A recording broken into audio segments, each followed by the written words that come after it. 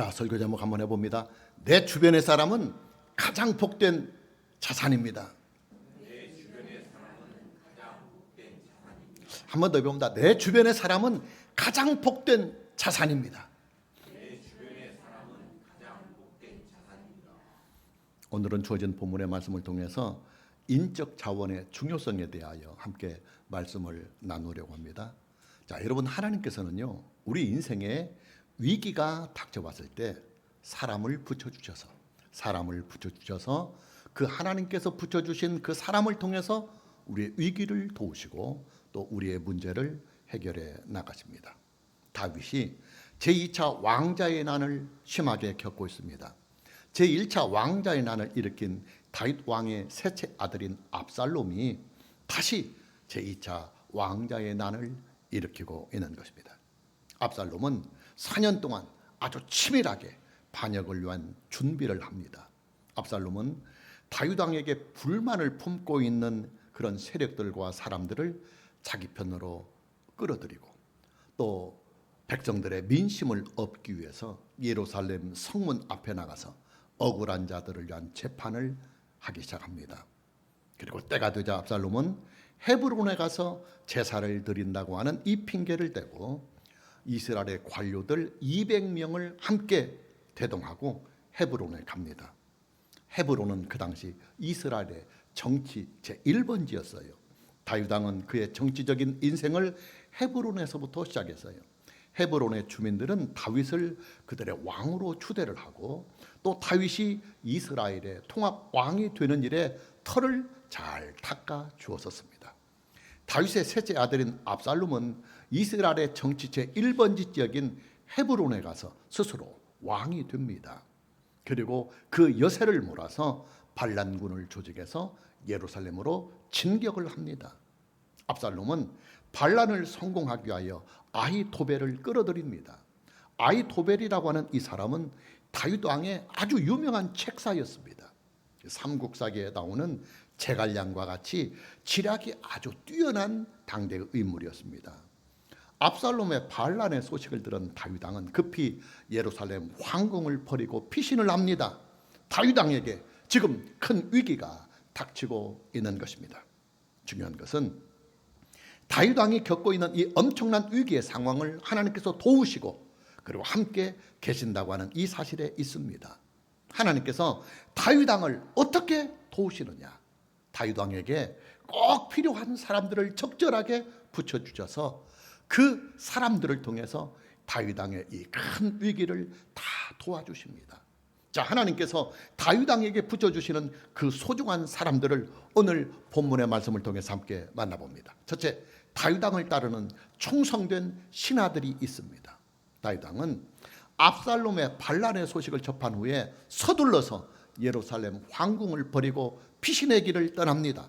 이때 다윗 왕을 따랐던 충성된 신하들은 다윗 왕이 내린 이 결정, 즉 다윗 왕이 예루살렘 황궁을 버리고 피난길에 오르는 이 결정에 대하여 전적으로 순종을 하면서 다윗 왕을 따릅니다. 여러분, 한 나라를 다스리는 왕이요, 황궁을 버리고 피신을 간다고 하는 이 일은 나라의 근간을 위협하는 아주 위험한 선택이에요. 만에 하나라도 압살롬의 반란군이 황궁을 점령하게 되면 다윗 왕의 왕권은 그야말로 엄청난 타격을 받을 수도 있을 것입니다. 어쩌면 다윗 왕의 왕권이 반란군에게 넘겨갈 수도 있는 상황입니다. 당연히 다윗 왕에 충성된 이 신하들의 입장에서 볼 때 다윗 왕이 예루살렘 황궁을 버리고 피신의 길을 떠나는 이 선택에 대하여 신하의 입장으로서는 적극적으로 만류를 하거나 그리고 적극적으로 이의를 제기해서 다윗 왕이 황궁을 떠나지 못하도록 말렸을 것입니다. 그러나 다윗 왕의 충성된 신하들은 다윗 왕이 내린 이 결정과 이 선택에 대하여 전혀 반론과 이의를 제기하지 아니하고 다윗 왕이 내린 결정과 이 선택을 전적으로 지지합니다. 그리고 다윗 왕이 떠나는 그 피신길을 함께 대동합니다.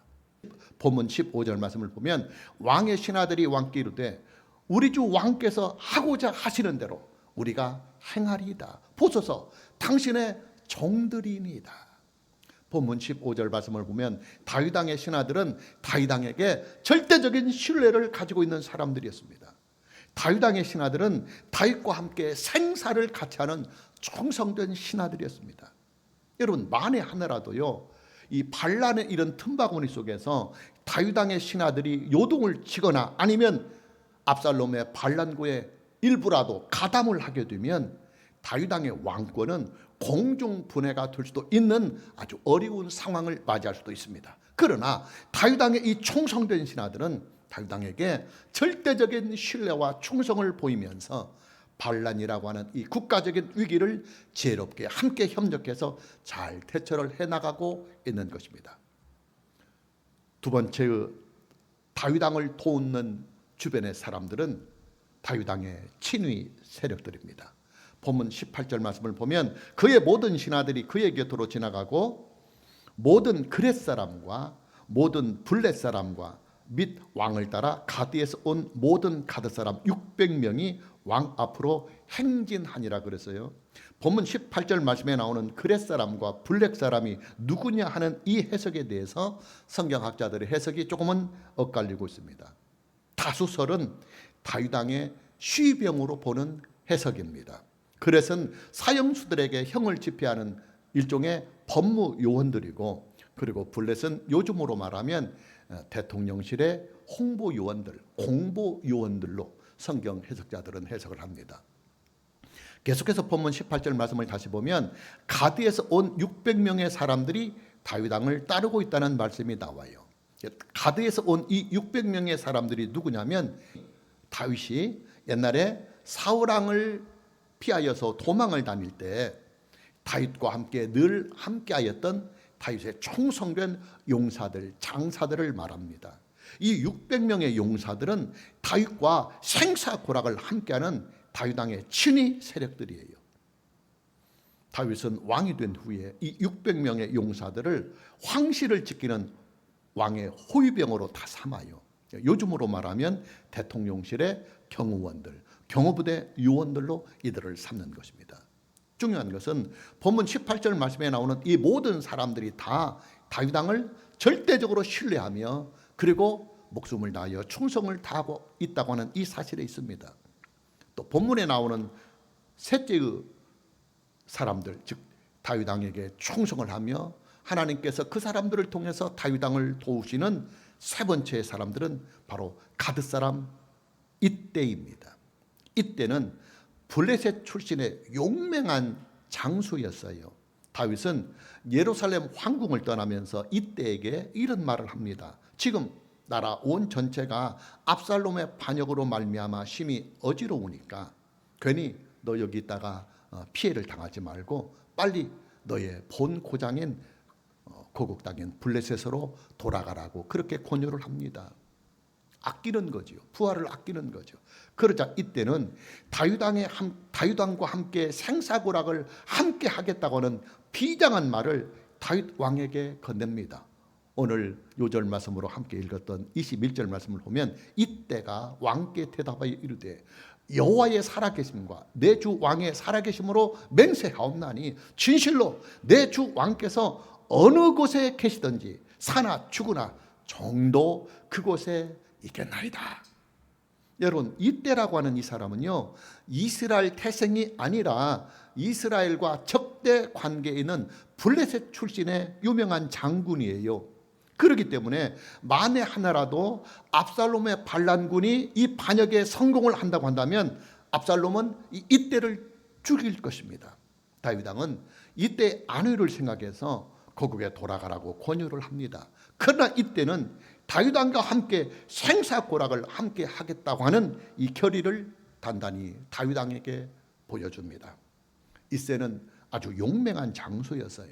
다윗 왕은 반란군을 진압하기 위해서 다윗 왕이 거느린 모든 군대를 세 부대로 편성을 하는데 각 부대마다 최고의 지휘관을 이렇게 삼는데 그 한 개의 부대의 수장을 이새에게 맡길 만큼 이새는 용맹스럽고도 충성된 다윗의 부하 장군이었어요. 요즘으로 말하면 별 4개급에 해당하는 육군 대장급에 해당하는 직급을 가지고 있는 사람이었어요. 네 번째는 사독과 아비아달입니다. 사독과 아비아달은 다윗 시대의 이스라엘의 제사장들이었어요.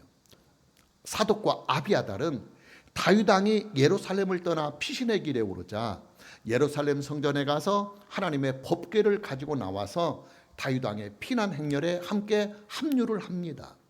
왜 법궤를 짊어지고 다윗 왕을 따라가느냐? 그 당시 법궤는 하나님의 임재를 상징하고 있었기 때문에 사독과 아비아달의 입장에서는 이 반란군에게 하나님의 법궤가 들어가는 것을 막고 또 하나님의 법궤가 다윗 왕과 함께 하는 것이 옳다고 신앙적인 판단을 하여서 예루살렘 성전에 있는 지성소에 있는 이 하나님의 법궤를 짊어지고 다윗 왕의 행렬에 함께 동참을 하는 것입니다.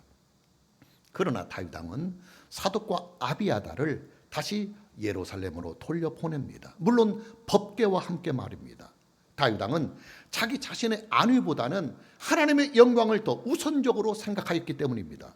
다윗 왕은 하나님의 거룩한 법궤가 거룩한 하나님의 성전을 떠나서 그런 험한 피난길에 함께하는 것에 대하여 그것은 하나님의 영광을 가리우는 일이다. 이렇게 신앙적인 판단을 했던 것입니다. 다윗은 사독과 아비아들 제사장들에게 반란군 진압에 대한 특명을 그들에게 내려줍니다. 그 특명이 뭐냐?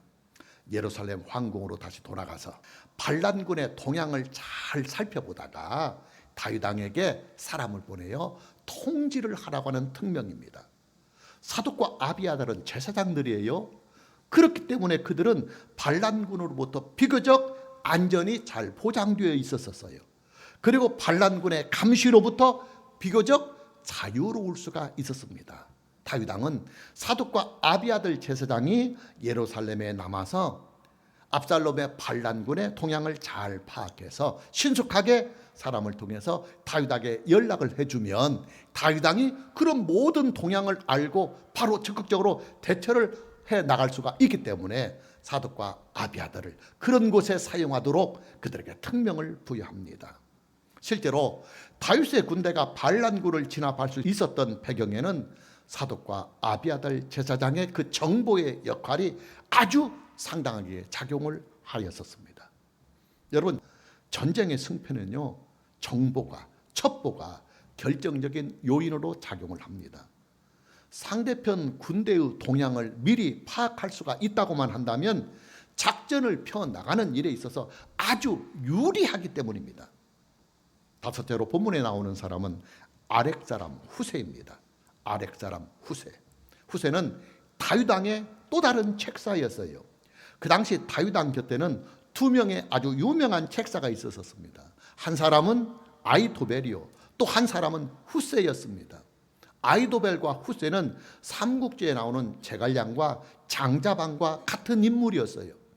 그러나 안타깝게도 아히도벨은 압살롬의 반란군에 적극 가담을 해서 압살롬의 책사가 됩니다. 다윗 왕의 입장에서 볼 때는 전력상으로 아주 큰 손실이 아닐 수 없어요. 여러분, 고대사의 전쟁은요, 그 승패의 열쇠가 책사들의 작전이나 계략에서 나왔어요. 그런데 다윗 왕의 아주 능력 있는 그 책사인 아히도벨이 다윗 왕을 배신하고 압살롬의 반란군의 책사가 되었다고 하는 이 사실은 다윗 왕에게는 아주 엄청난 타격이 되는 것입니다. 성경은 그때의 그 심정, 즉 자신의 그 유명한 능력 있는 책사인 아히도벨이 자기를 버리고 압살롬의 반란군에 가담을 하였다고 하는 이 소식을 들은 다윗의 심정을 본문 31절 말씀에 이렇게 기록을 하고 있어요. 어떤 사람이 다윗에게 이르되 압살롬과 함께 모반한 자들 가운데 아히도벨이 있나이다 하니 다윗이 이르되 여호와여 원하옵건대 아히도벨의 모략을 어리석게 하옵소서.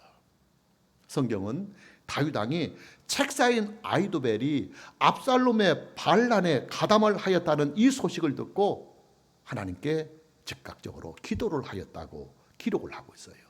다윗이 하나님께 어떤 기도를 드렸느냐면 아히도벨의 그 좋은 머리로 나오는 그 계략들이 하나님의 역사로 인하여 이루어지지 않도록 그의 계략과 그의 모략을 어리석게 해달라고 하는 간절한 기도였어요. 자, 무슨 말이냐면 다윗은 책사인 아히도벨의 능력을 잘 알고 있기 때문에 아히도벨이 압살롬의 반란에 가역을 해서 아주 그 좋은 머리를 가지고 아주 훌륭한 계략을 쓰면 아주 엄청난 일이 벌어질 수가 있기 때문에 그렇게 긴장하면서 하나님께 아히도벨을 위한 특별한 기도를 하나님께 드렸다는 것입니다. 그만큼 다윗 왕은 아히도벨이 책사인 아히도벨이 자기를 버리고 압살롬의 반란군에 가담한 일에 대하여 부담을 크게 가지고 있고 또한 위기의식을 크게 가지고 있다는 말이에요. 그만큼 아히도벨이 능력이 있다는 말이에요. 조금 전에도 말씀을 드렸지만 고대 사이의 전쟁은 그 승패가 책사의 지략과 계략에 달려 있었어요. 그래서 삼국지에 그 유명한 제갈량이 나오고 장자방이 나오는 것이에요. 자, 이런 다윗 왕의 위기에 하나님께서는 다윗 왕에게 사람을 붙여서 아히도벨의 그 계략을 오히려 뛰어넘어서 그것을 역이용해서 승리할 수 있도록 사람을 붙여주십니다. 그 사람이 누구냐? 후세라고 하는 사람이에요. 후세는 아히도벨보다는 명성면에서는 좀 뒤지는 사람이었어요. 그러나 지략만큼은 아히도벨과 견줄 만한 능력을 가지고 있는 지략가였습니다. 후세는 다윗 왕의 책사인 아히도벨이 압살롬의 반란에 가담을 하였다는 이 소식을 듣고 직접 다윗을 찾아와서 스스로 다윗 왕의 책사로 나서게 됩니다. 다윗 왕은 후세에게 중대한 특명을 주어요. 그 특명이 뭐냐? 후세를 예루살렘 황궁으로 보내서, 즉 압살롬 곁에 보내서 압살롬의 책사로 위장 취업을 하라 하는 특명이었어요. 본문 34절 말씀을 보면 그러나 네가 만일 성읍으로 돌아가서 압살롬에게 말하기를 왕이여 내가 왕의 종이니이다. 전에는 내가 왕의 아버지의 종이었더니 이제는 내가 왕의 종이니이다 하면 네가 나를 위하여 아히도벨의 모략을 패하게 하리리. 자, 이게 무슨 말씀이냐면요, 다윗은 이 후세로 하여금 압살롬에게 가서 충성 맹세를 하게 하고 그 충성 맹세를 기반으로 해서 압살롬의 책사로 위장 취업을 하라는 내용이에요. 왜 후세로 하여금 이렇게 압살롬의 책사로 위장 취업을 하게 하느냐? 첫째, 압살롬의 책사인 아히도벨을 함께 옆에서 견제하는 것입니다.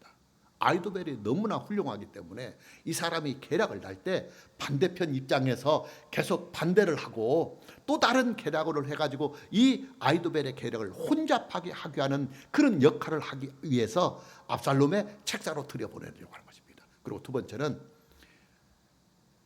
왕과 책사가 최종적으로 반란군을 어떻게 편성해서 어떻게 공격을 하고 어떻게 전쟁을 치르는 그 모든 전술과 전략을 압살롬의 책사로 들어가면 후세가 다 알 것 아닙니까? 그러면 그것을 알아서 후세가 얼른 첩보병을 보내가지고 다윗 왕에게 그 반역군의 모든 지략과 계략을 알려달라는 것입니다. 다시 한번 말씀을 드리지만 고대사의 전쟁은 그 승패가 책사의 전술과 전략에 달려 있었어요. 왕의 책사란 전략을 세우는 전략가입니다. 그리고 전략이라고 하는 것은 비밀이 잘 보장이 되어야만 성공을 할 수가 있어요. 만에 하나라도 상대방에게 계략이나 전략이 노출이 된다고 한다면 오히려 역공격을 당해서 패할 수밖에 없는 것입니다. 압살롬의 반란군의 전력이 어디에서부터 다 나오느냐? 압살롬과 그의 책사들을 통해서 나오는 것입니다. 근데 여러분, 압살롬의 책사인 후세가요, 압살롬의 모든 전략을 미리 알아서 압살롬의 그 전략을 다윗 왕에게 다 첩보병을 통해서 통제를 할 수가 있다고 한다면 압살롬의 반란군은 이미 전쟁을 해보나 마나 패할 수밖에 없어요. 실제로 압살롬이 이끄는 반란군은 다윗 왕의 군대가 이끄는 군대 대패를 해서 약 2만 명의 반란군이 전투에서 죽게 됩니다. 그리고 반란군의 수장이었던 압살롬은 다윗 왕의 군대 장관인 요압에 의해서 살해를 당하고 맙니다. 자, 무슨 말이냐? 다윗 왕이 압살롬의 반란군을 물리칠 수 있었던 그 배경에는 다윗 왕을 돕는 숨은 공로자들, 다윗 왕을 돕는 하나님이 보낸 사람들, 또 하나님이 붙여주시는 사람들의 공로가 있었다는 말이에요. 그리고 다윗 왕을 도왔던 그 숨은 공로자들은 다 하나님께서 다윗 왕을 위하여 친히 붙여주신 사람들이라는 말입니다. 여러분, 하나님께서 우리를 도우시는 방법에는 크게 두 가지의 방법이 있어요. 기독교 교리에서 나올 것입니다. 첫째는 기적을 통해서 도우시는 방법이 있어요. 오늘 공부할 내용 중에 이 내용이 들어갑니다. 그리고 또 하나는 사람을 통해서 도우시는 방법입니다. 하나님께서는 우리를 도와주시는 방법을 크게 이 두 가지로 사용을 하십니다. 이 두 가지의 방법 중에서 하나님께서 가장 많이 사용하시고 일반적이며 보편적으로 사용하시는 하나님의 방법이 뭐냐면 사람을 통해서 우리를 도우시고 그리고 사람을 통해서 우리에게 복을 주시는 방법입니다. 여러분, 기적이라고 하는 것은요, 흔한 일이 아니에요. 상식적인 수준에서 나오는 일이 아닙니다. 기적은 초자연적인 일이에요. 초자연적인 방법이 아니고서는 전혀 다른 길이 없다고 하나님께서 판단을 하실 때는 하나님께서 직접 초자연적인 방법을 통해서, 즉 기적을 통해서 우리를 도우십니다. 예를 들면 홍해가 갈라지는 기적의 사건, 또 호렙산 반석에서 물이 나오는 기적들, 또 하나님께서 이스라엘 백성들에게 매일같이 주셨던 만나의 기적들이 있을 것입니다. 그러나 하나님께서는 사람을 통해서 도우시는 방법을 가장 선호하시고 그리고 가장 좋아하십니다. 왜냐? 이 부분이 가장 중요한 부분입니다. 사람을 통해서 도우시는 이 방법은 단순히 도움의 효과만 나타나는 것이 아니라 나를 돕는 사람과 나와의 소중한 인간관계가 만들어지기 때문에 그래요.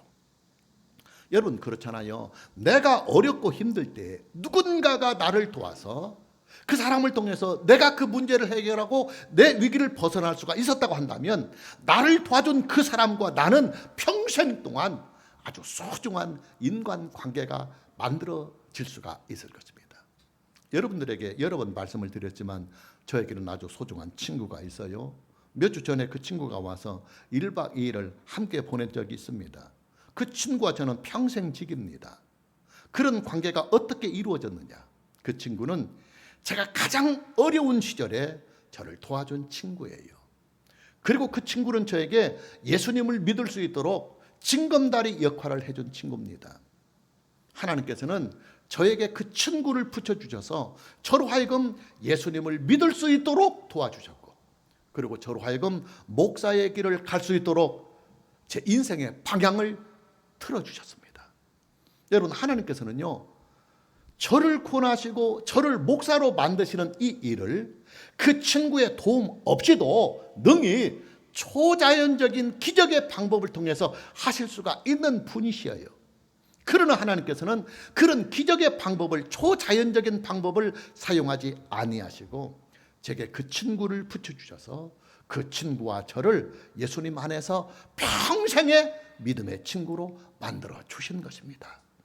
그 친구는요, 인생이 참으로 잘 풀려가는 사람이요, 진짜 잘 풀려가는 친구입니다.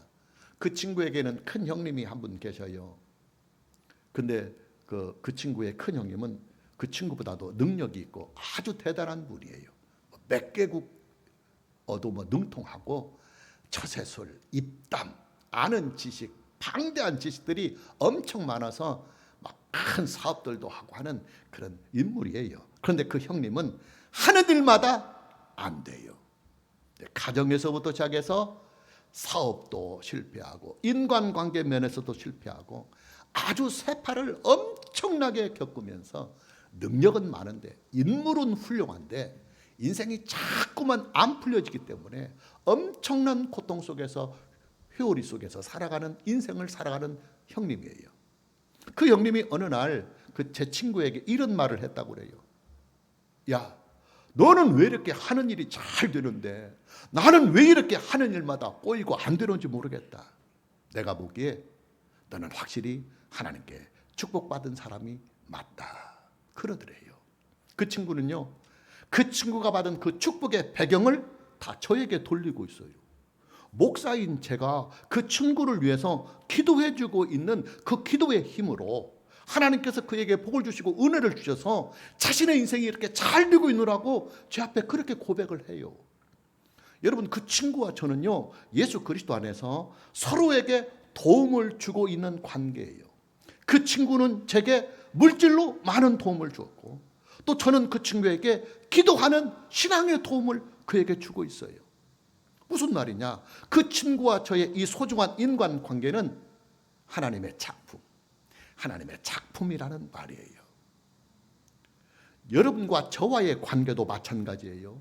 여러분, 저는요, 지금 여러분과 함께하는 지금의 이 목회가 저의 목회적인 인생에서 가장 행복한 시간이에요.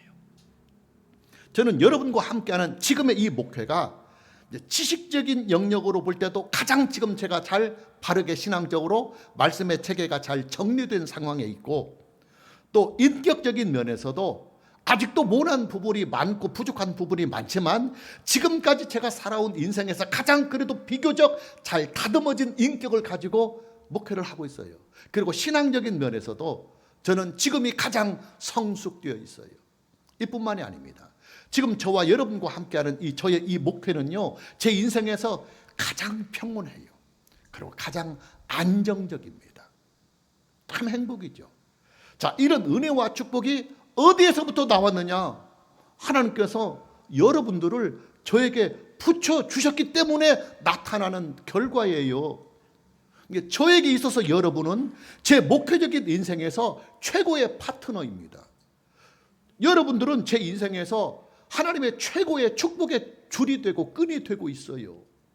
얼마 전에 주일날 오후에 기독교 교리를 공부하는 그 시간에 우리 장로님께서 저에 대하여 아주 감격적이고도 그리고 과분한 칭찬과 평가를 해주셨어요. 저는요, 장로님의 그 칭찬과 평가를 듣고 천하를 얻는 것보다 더 행복했어요. 여러분, 그렇잖아요. 목회를 하는 담임 목사가 교인들을 대표하는 장로님으로부터 당신 목사로서 최고의 존경하는 목사입니다, 그렇게 칭찬을 받는다고 한다면 그 목사 성공한 목사예요. 그 목사 성공한 목사예요. 하나님께서는 우리를 도우실 때 사람을 붙여주셔서 그 사람으로 하여금 우리를 도와주셔요. 물질적인 도움이 필요할 때는 뭐 하늘에서 막 그냥 돈벼락을 내리는 것이 아니라 우리를 물질로 도울 수 있는 사람을 보내주셔서 그 사람을 통하여 우리에게 물질의 도움을 주어요. 또 우리가 인생을 살다 보면 정치적인 권력의 힘이 꼭 필요할 때가 있어요. 근데 내 주변에 그런 사람이 없잖아요. 근데 하나님께 기도하면요, 하나님께서 그 일을 도우실 수 있는 그런 정치적인 힘을 가진 사람도 붙여주셔요. 또 하나님께서는 우리에게 지식이 필요할 때는 전문가를 붙여주셔서 그 전문가를 통해서 우리를 도와주시기도 합니다.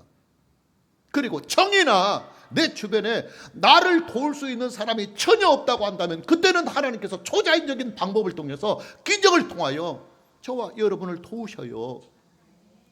마무리합니다. 여러분, 여러분들 주변에 있는 모든 사람들은요, 여러분들에게 있어서 최고의 현실적인 자산이며 영적인 자산이 되어요. 당연히 나의 자산은 관리가 아주 중요합니다. 관리가. 근데 관리가 잘 되면, 돈도 그렇잖아요. 재산이라고 하는 것은 관리가 잘 돼야 되지, 관리가 안 되면 이 돈이 금방 사라져버리고 없어요. 관리가 잘 되면 좋은 인간관계를 계속 맺어나갈 수가 있어요. 그리고 그들을 통하여 나와 그는 함께 서로에게 복이 되고 서로에게 유익이 되고 서로에게 하나님께 영광이 되고 서로에게 행복의 그런 기틀을 만들어주는 소중한 인간관계가 만들어져요. 그런데 그 인간관계를 잘못 관리를 해서 하나님께서 나에게 축복으로 은혜로 행복으로 붙여주신 사람을 내가 처세 잘못하고 내가 막 혈기부려가지고 그 사람과의 관계가 절달나버리고 그 사람과의 관계가 어려워지면 하나님께서 나에게 주신 그 소중한 인적 자산을 잃어버릴 수도 있다는 말이에요. 오늘 저와 여러분 모두에게 축복의 사람들을 만날 수 있는 이 은혜와 그리고 이 축복의 만남을 잘 관리할 수 있는 이 은혜가 있기를 주님의 이름으로 축복합니다. 찬양합니다.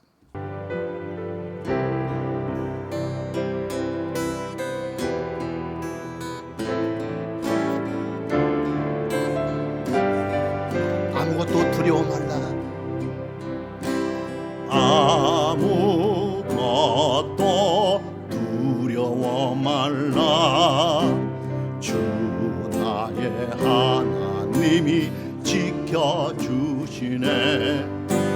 놀라지 마라, 겁내지 마라. 주님 나를 지켜주시네. 아무것도 두려워 말라. 주 나의 하나님이 지켜주시니 놀라지 마라, 겁내지 마라. 주님 나를 지켜주시네. 내 맘이 힘에 겨워 지칠지라도 주님 나를 지켜주시네. 세상에 험한 풍파 몰아칠 때도 주님 나를 지켜주시네. 주님은 나의 산성, 주님은 나의 요새, 주님은 나의 소망, 나의 힘이 되신 여호. 오른손 들고 다시 아무것도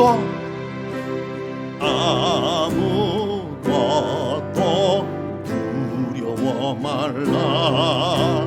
주 나의 하나님이 지켜주시니 놀라지 마라, 겁내지 마라. 주님 나를 지켜주시네. 아무것도